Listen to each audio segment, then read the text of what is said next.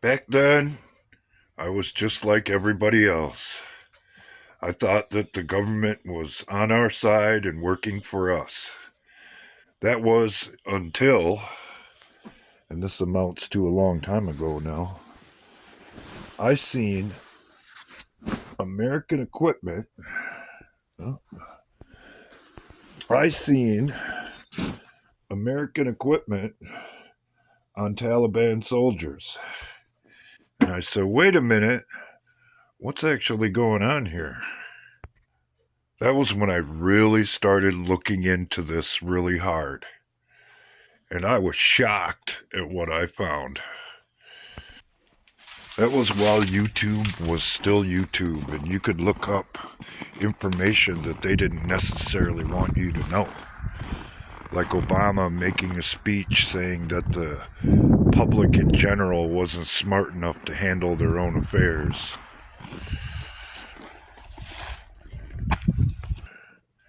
And the history of the Clintons in Arkansas and during the Clinton administration in Washington, and the things that transpired and the people who died under mysterious circumstances.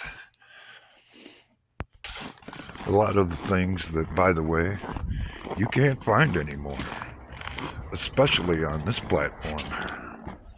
Wonder why that is.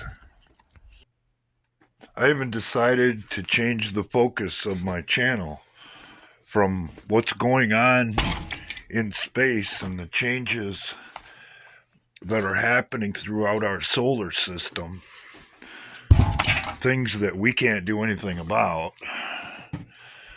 to focusing on something that we could, or at the very least, try and bring it to people's attention.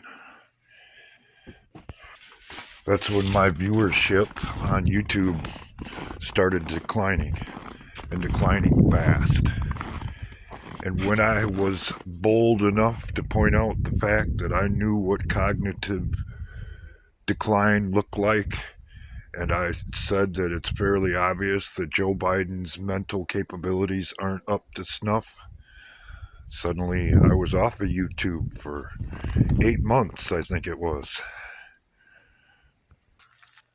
with the excuse given of repeated violations that I had never been notified of, and as far as I'm concerned, never happened. Because if they had, they would have never let me on the platform after multiple appeals and denials. If there was something to it, that would have been it, right? Exactly right. And since my return, things have only gotten worse. At the very least, I used to be able to make 50, 60 views on whatever I put out. Now I'm lucky if I make it over 10. Leading me to believe, based on observation by the things that have happened to Donald Trump, that that's what happens when you get too close. One way or another, they take you out, or at the very least, try to. And if platforms like this were on our side, this side of the people, obviously that wouldn't happen. But if they were on the side of corruption and given the task of protecting the system, that's exactly what would happen. Based on observation and research, you have to understand the strategy and how they approach covering their own asses.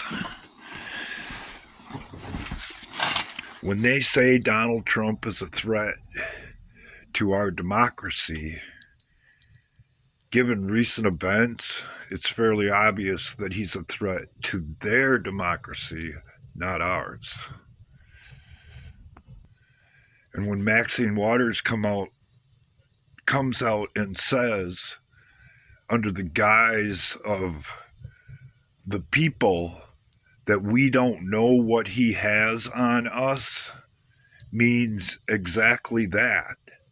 But the strategy is always to make you think that they're on your side when it's fairly obvious, given recent events, that they're on their own side and not ours.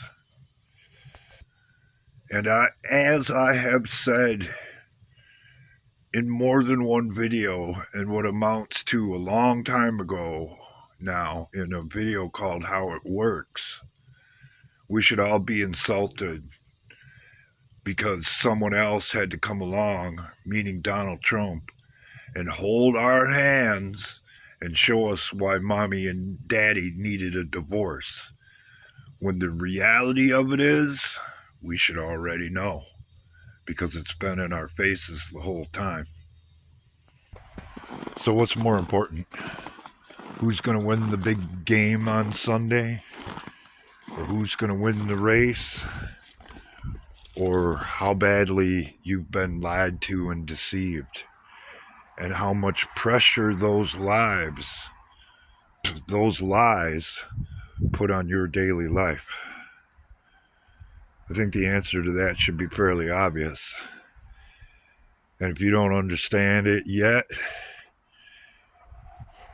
you will, because we've only just begun.